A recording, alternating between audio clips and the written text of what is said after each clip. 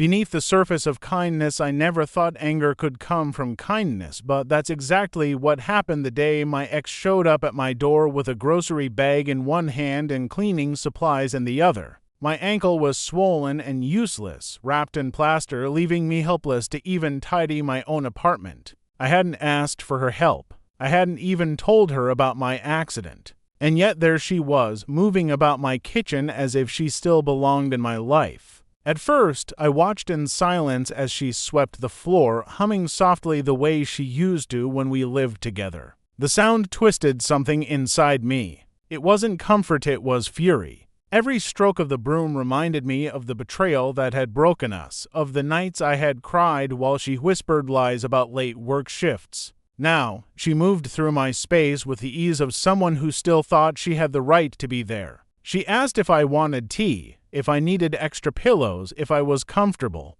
and each question made my chest tighten with rage. How dare she act like she cared after everything she had done? Finally, I snapped. "Stop pretending this is normal," I spat. My voice was sharper than I intended, but I couldn't take it anymore. She froze, the broom halfway across the floor. Her eyes flickered with guilt, the same guilt I had seen the night she confessed she had chosen someone else over me. "Look," she began softly, "I only came because I heard about your ankle." I thought. You thought what? I cut her off. That cleaning my apartment would erase the fact that you destroyed us. That playing nurse would make me forget the lies, the betrayal, the way you left me alone when I needed you most. Her face fell, and for a moment she looked like the girl I once loved, fragile and regretful. But I refused to be fooled again. She had taken enough from me already. "You don't get to come back into my life on your terms," I said coldly. "Not with tea,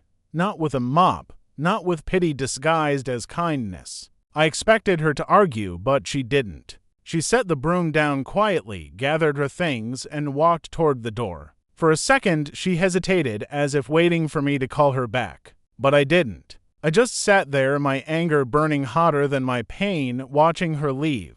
When the door finally clicked shut, I let out a shaky breath. I should have felt relief. Instead, what lingered was the bitter taste of betrayal all over again. Her departure should have been the end of it. The door closed, the footsteps faded, and I was left alone in my apartment, ankle throbbing under the cast. But the silence was too loud, filled with echoes of her presence, her laugh bouncing off the walls, her scent lingering in the air, her humming still threading its way through my head like a cruel reminder of everything I had once loved and lost. I leaned back against the sofa and closed my eyes, but the memories came anyway. I saw us in the early days, her hands brushing flour off her jeans as we baked together in the tiny kitchen, our arguments about which movie to watch ending in laughter and kisses, the promises whispered in the dark when love still felt unshakable. She used to clean our space back then too, humming the very same tune. Back then, it meant home.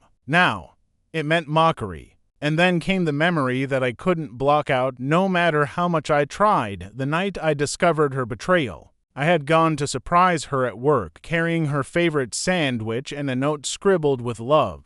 But instead of gratitude, I found her leaning against a wall outside the office, smiling in a way I hadn't seen in months, smiling at someone else. His hand was brushing hers, casual, intimate, like they had done it 1,000 times before. And she didn't pull away. She didn't even flinch when she saw me standing there. That night she swore it was a mistake, that it didn't mean anything. But her excuses crumbled faster than my trust. The texts I found later, the late nights, the evasive answers, it all pieced together into a picture I couldn't ignore. She hadn't just lied to me. She had chosen him. And now, months later, she dared to step into my home, broom in hand, as though sweeping my floor could sweep away the wreckage of what she had done. I pressed my hands against my face, torn between the weight of anger and the ache of something dangerously close to longing.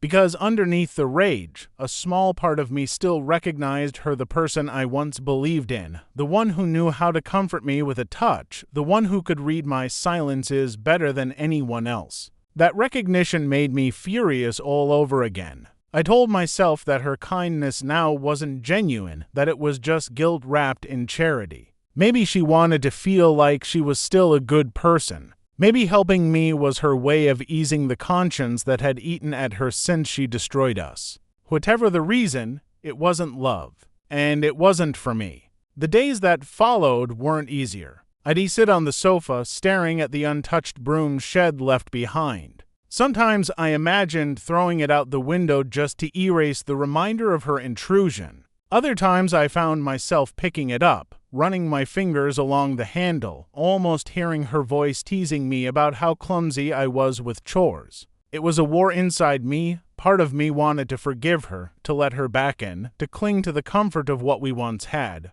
But the larger, louder part, the part that remembered every sleepless night, every unanswered question, every hollow apology, knew forgiveness would only be another form of self-betrayal. One evening, as the sunset painted the room in gold, I caught myself wondering, why had I become so angry at her help in the first place? Was it truly her presence that enraged me, or was it the reminder of how much I still cared, despite everything?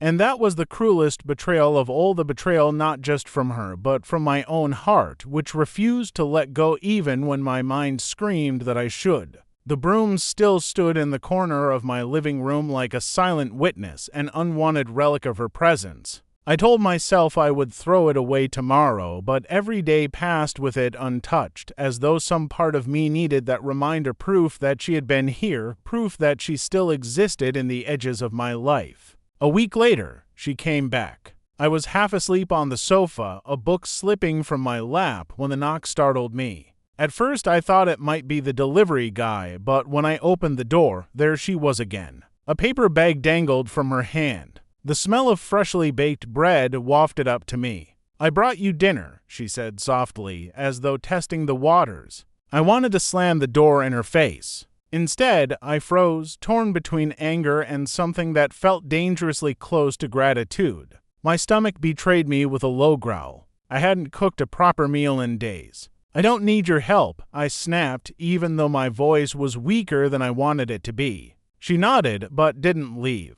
"I know you don't. But I needed to do this." Her eyes dropped to the bag, then back to me. "I just wanted you to eat something decent." I hated that she knew me so well, hated that even after everything, she could still read my habits like an open book. She used to joke about it, that she could predict my moods, my cravings, my silences. And damn her, she was right even now. Against my better judgment, I let her in. The silence was thick as she unpacked the food and set it on the table. My apartment suddenly felt too small, too familiar, as though the years between us had folded back into nothing. She moved like she had never left, placing the plates exactly where I liked them, pouring water into my favorite glass, humming that same tune as if it were hers to claim. I watched her, my chest tightening. For a brief moment, I wanted to forget everything, the texts I had read on her phone, the nights she left me waiting, the way she had chosen someone else.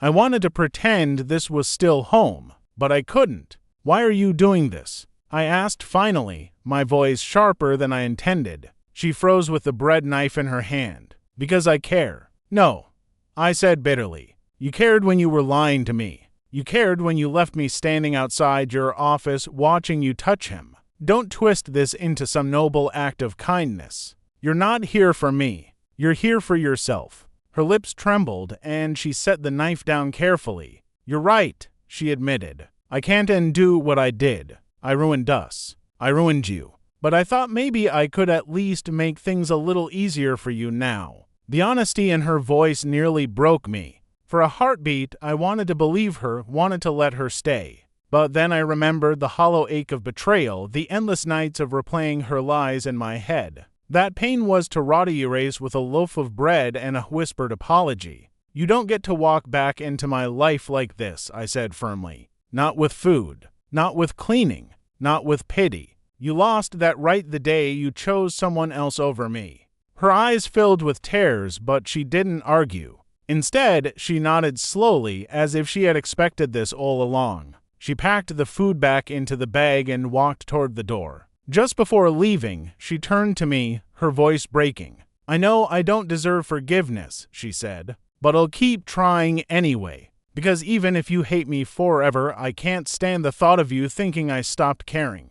The door closed behind her, and once again I was left with silence. Only this time, it wasn't anger that filled me, it was something heavier, something that gnawed at the edges of my resolve. For days afterward, I replayed her words in my head. I told myself she was manipulating me, using guilt as a weapon. But late at night, when the apartment was too quiet and my ankle throbbed in the dark, I wondered, what if she really meant it? What if regret was eating her alive as much as betrayal had eaten me? And worse still, what if part of me still wanted her, despite everything?